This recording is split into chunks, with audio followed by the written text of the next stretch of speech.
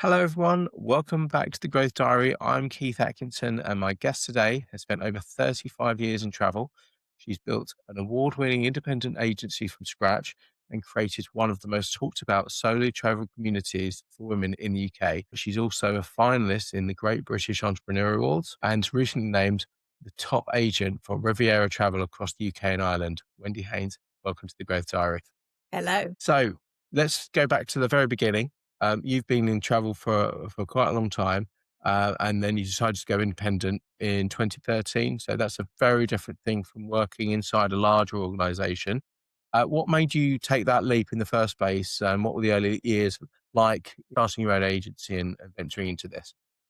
So I'd been in a high street store for about 20 years and you get bored. I enjoyed the training part with my staff. So I went off at night school and did a teacher training qualification and then did some part-time teaching at a local college. But I found out that to teach in a school, I needed a degree. So I went off to university one day a week on my day off and I got my degree in travel and tourism business management, which I absolutely loved. So I graduated in September 2012.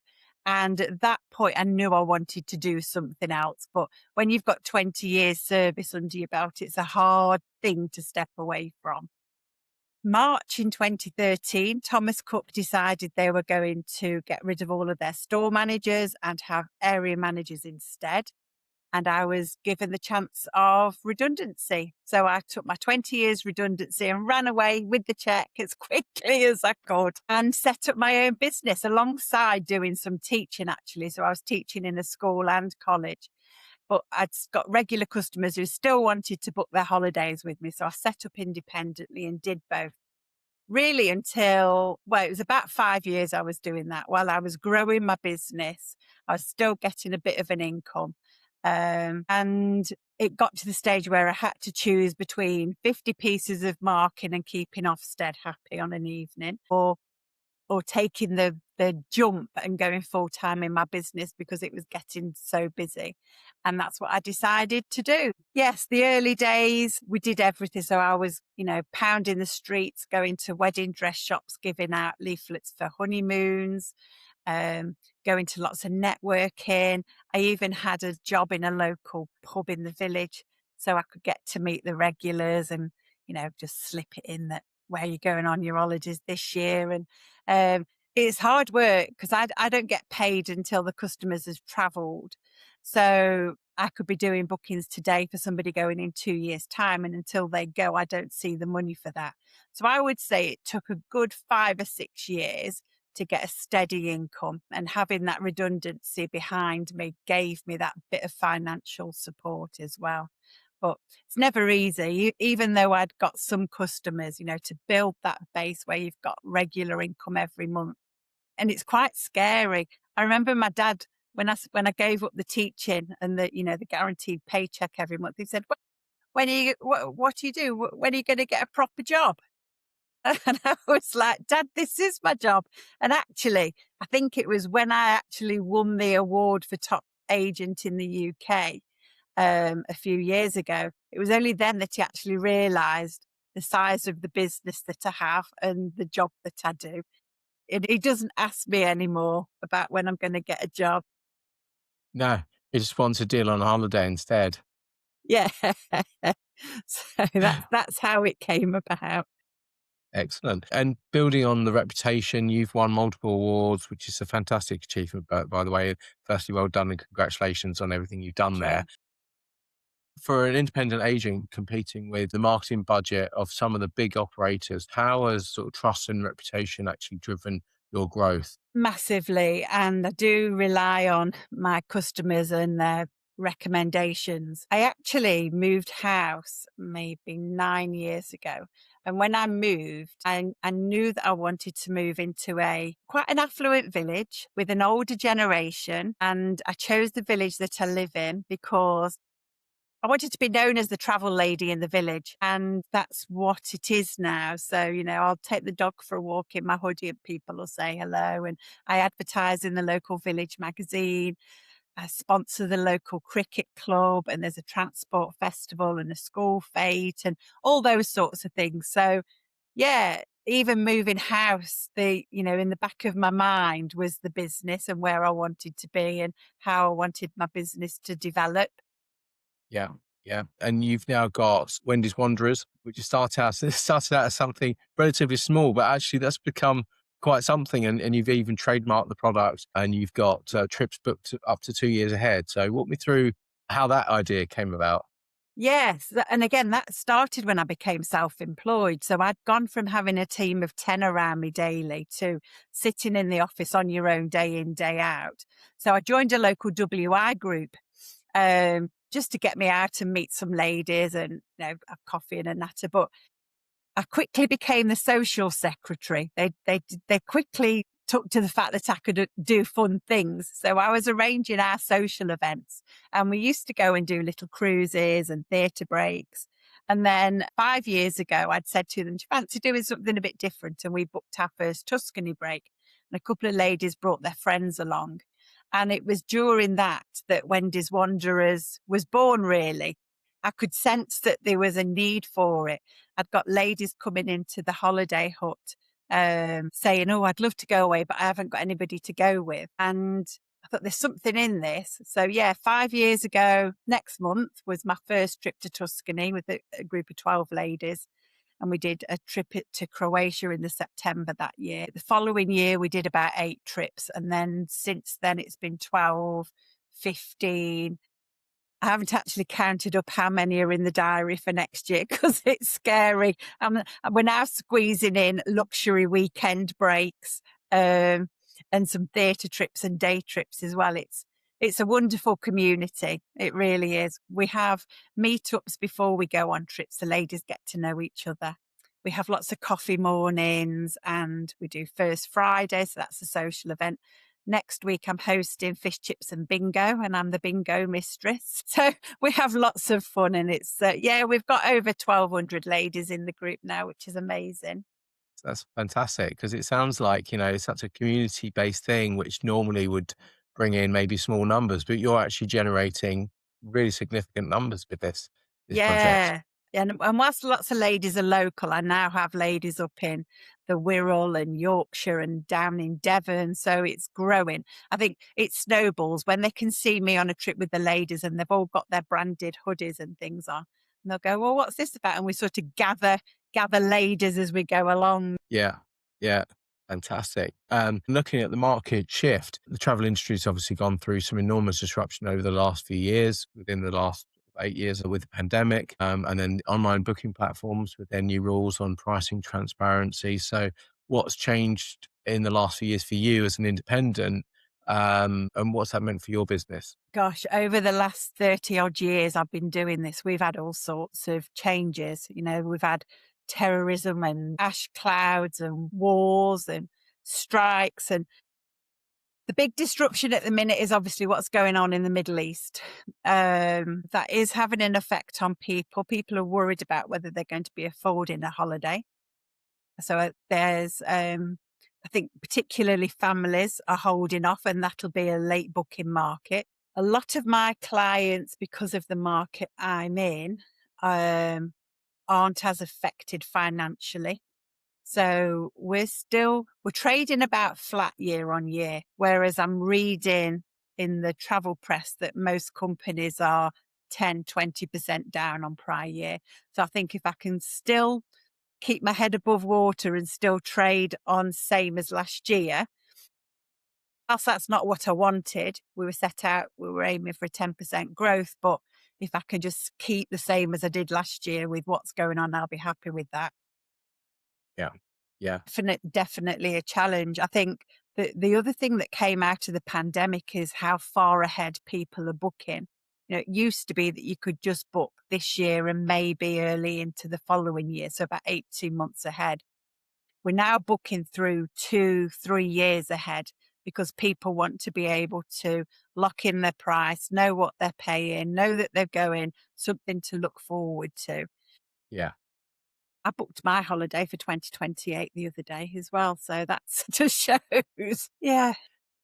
Me too. I'm about to book for next year, 2027. But it's a good idea to get one in for 2028 as well. Absolutely. It locks the price in. So, Yeah, yeah. it's a bit of a gamble because you might have saved a bit if you waited till last minute, but I'm a planner. I need to know where I'm going and when I'm going to be there. I'm exactly the same. And looking at how new business finds you, you operate obviously on a very personal relationship led model. So how does new business come to you at the moment, and what's the role of sort of social media and content in bringing new clients through the door for you? So a lot of my business is repeat, or recommendations. I would say over 90% of that. Uh, Still, we have a lot of business. We do a lot of advertising on Facebook, and we have several groups as well as the main Facebook page. I have seen a decline in the last couple of years, probably with the actual reach that you get on Facebook. So I would say the biggest thing I've done over the last 6 months is to get into doing some reels. Um, so I'm not a TikTok expert by any shape or form, but started to do some fun stuff, trying to make a bit of humour. And when you see your reels are being liked or shared, 200 or 300 times versus a post that might only have 5 or 6 likes on it, seems to be working. Yeah. Yeah. Instagram is there. I'm not a massive Instagram user. I would Mm. say Facebook is my main, but yeah, and we've gone back to old school marketing. Last week I was up at the local shop putting up a leaflet on the notice board Yeah. and, going to schools and offering discounts off donations for their PTAs and sponsoring the cricket club. And we've been to local gyms and done pop-ups there. And so going back a bit to some old school marketing, really. Interesting. Yeah. I How think, are I you think, finding that? yeah, I love it actually. I love getting out and about and speaking to people. And I think that's what people need at the minute. I think they need reassurance of face to face. Yeah. Know that you're dealing with a human being, not an algorithm on a website, especially when something goes wrong.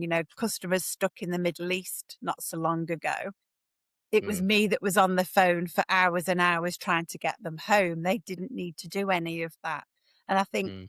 when there's something big happens, it makes people reassured that they want to see somebody personal. Yeah. Yeah. 100%. In looking at the biggest challenges of your business right now, soaking up your time, resources, where are you seeing the most friction? What's it costing you for all of that at the moment? Yeah, obviously it's that Middle East crisis. People aren't going too far. Donald Trump, bless him, is putting people off going to the States. I'm not into politics big time, but I have noticed and people have said to me, I'm not going to go to America while he's in power. Um, People won't travel via the Middle East. So airfares have gone up on direct flights. So it's the Middle East thing is a big challenge at the moment. On a personal level, I brought an extra person into the team last month. So Yeah.